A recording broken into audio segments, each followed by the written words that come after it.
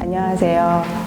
목탄으로 선 드로잉을 하고 있는 청신 작가입니다. 반갑습니다. 많은 작가분들께서 공감을 하실 이야기일 수도 있는데, 꿈이 작가다 이렇게 해서 시작한 건 아니고요. 저희 어머니께서 굉장히 인문학에도 관심이 많으셨고 서예도 조금씩 취미로 쓰시고 또 음악을 듣는 걸 되게 좋아하셔서 보고 듣는 거를 시간을 대부분 집안에서 보내서 그러면 너무 재밌는 거예요. 그래서 조금 이제 크니까 이제 초등학교 한 2, 3학년쯤 되면 이제 색연필 같은 것도 손에 힘이 생기니까 이제 손에 힘이 생기니까 뭐 이것저것 그리게 되는데, 그러면서 저한테 중요한 계기가 이제 되는 것에 그 바로 직전에 뭐가 있냐면, 어머니가 서예를 쓰셨는데 안방에 가면 24시간 365일 언제든지 뚜껑을 열어서 먹을 갈아서 글을 쓸 수 있는 아주 커다란 서예 테이블이 있었어요. 목포가 딱 깔려 있어서 뭐 써보는 거죠.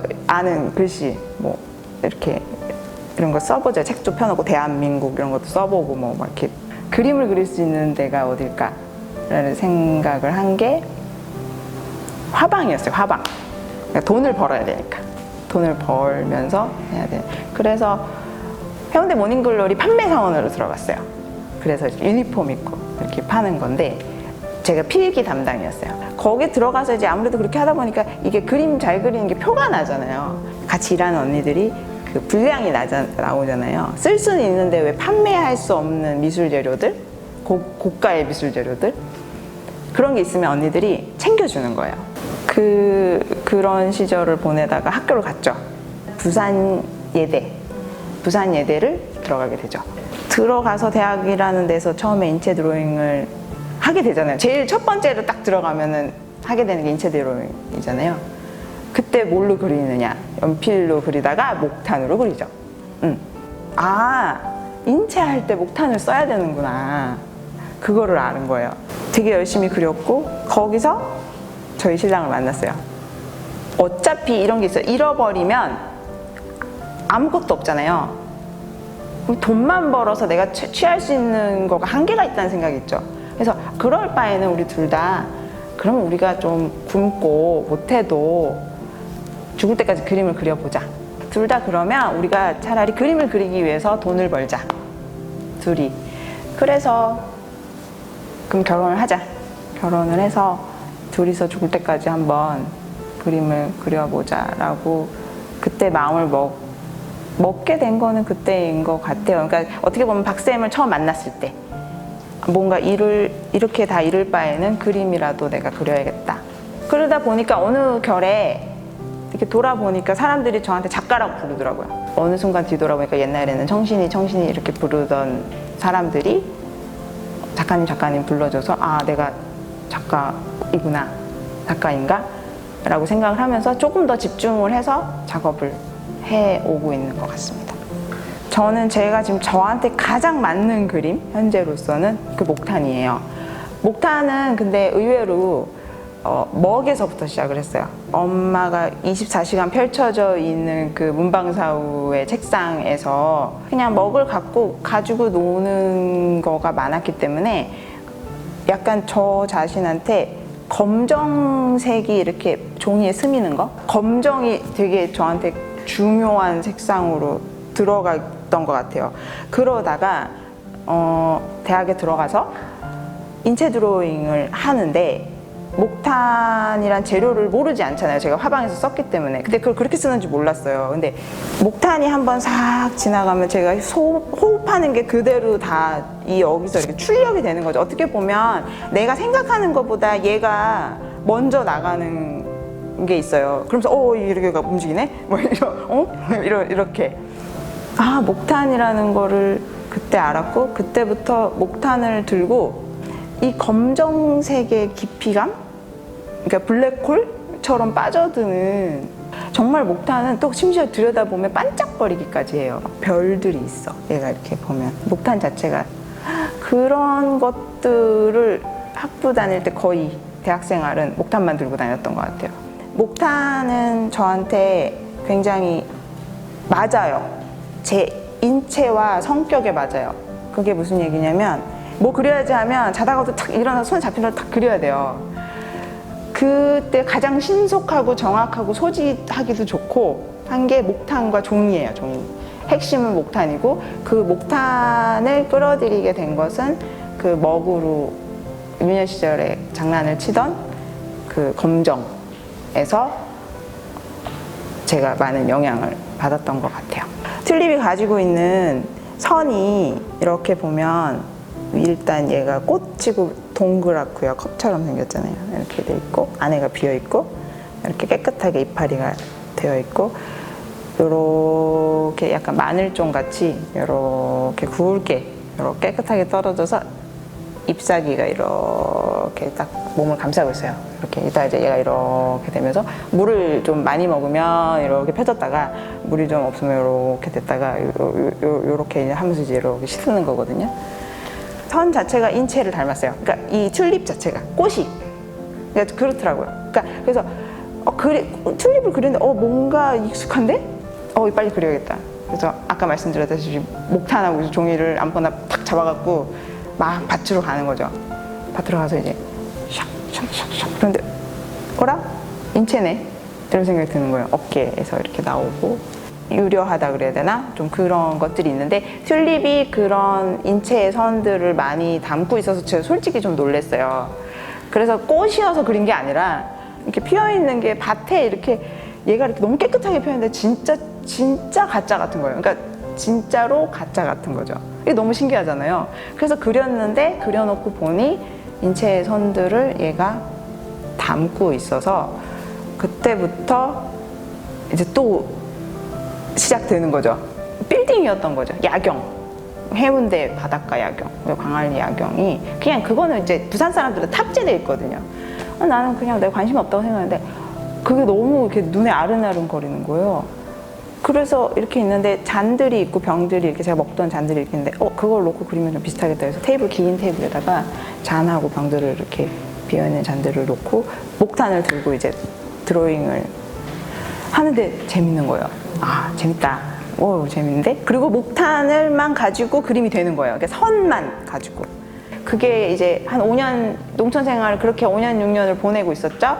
그러니까는 사실 밭 같은 게 있거든요. 저희 집 밭이.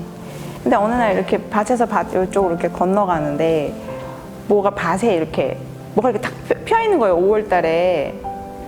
뭐야, 저거는?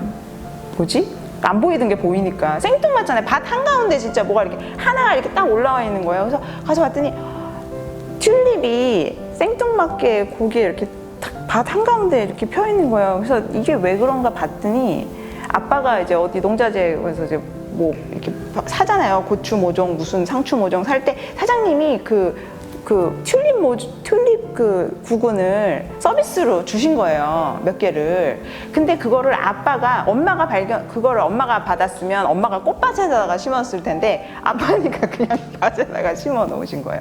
그냥 밭에다가 이렇게 심어 놓고 본인도 잊어버리신 거예요. 겨울에 이렇게 심어야 이제 겨울 나거든요.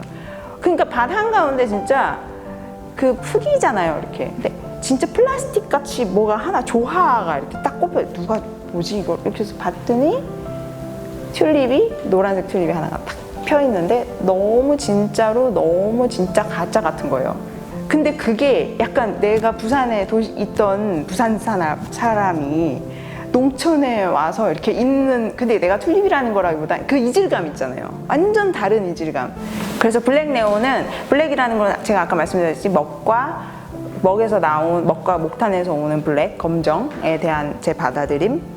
그 다음에 네온이라는 건 목탄선은 선을 이렇게 딱 걷고 손으로 샥 문지르면 얘가 싹 퍼져요. 근데 그게 약간 저한테 네온 사인처럼 보이는 거예요.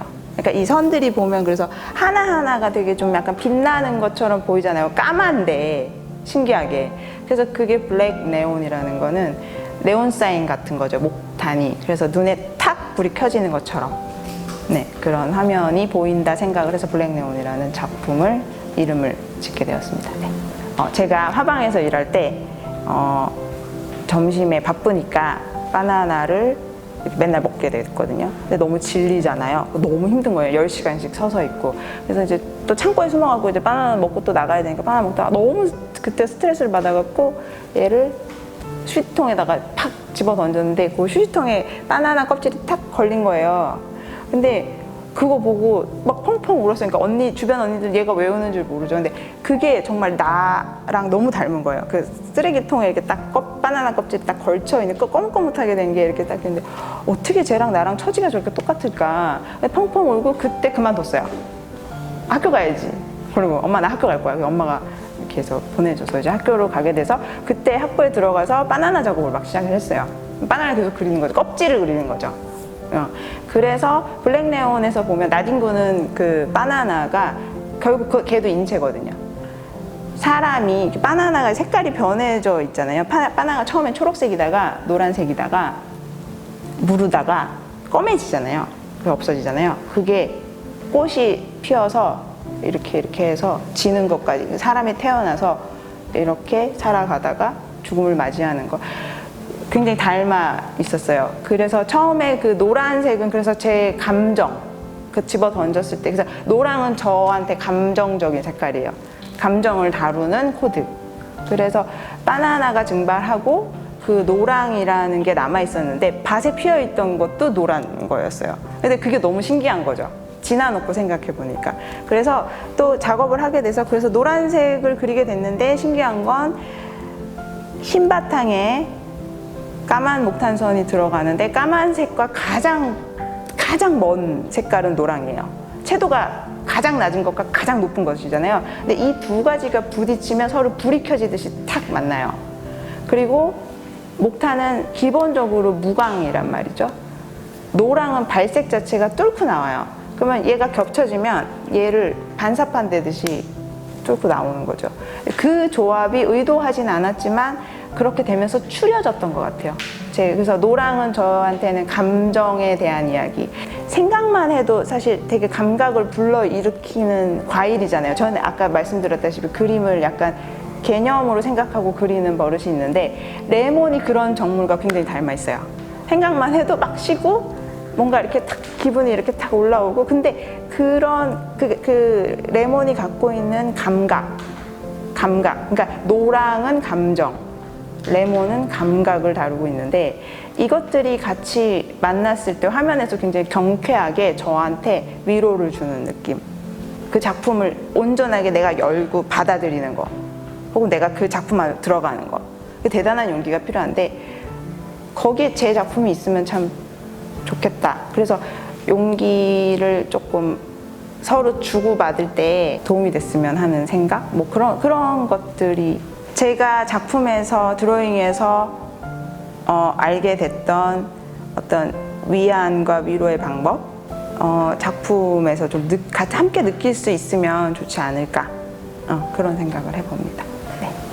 저는 이 작업하면서 프린트 베이커리를 만나게 됐고 일을 어느 순간부터 시작하게 됐는데 저는 사실 저희 박 작가님하고도 스타일이 뭐냐면 작업을 할 때 작업을 하고 얘를 작업을 할 때 작업이라는 표현보다 좀 일이라는 표현으로 해요. 그러니까 좀 일을 처리를 빨리 잘하자. 그리고 일이 되게끔 하자. 그렇게 작업을 마음 먹고 해야 하는데 잘 안 되잖아요. 그렇게 있었는데 프린트 베이커를 딱 만나고 딱 맞는 파트너를 만났다는 생각이 들었어요. 그러니까 제가 전시기획을 누구든지 자기 전시기획을 하고 자기 작품을 준비를 하고 후반 작업 뭐 전반의 준비 뭐 이런 것들이 있는데 작가들이 그래서 바쁘잖아요. 포장부터 뭐 문성부터 뭐 다 해야 된단 말이죠.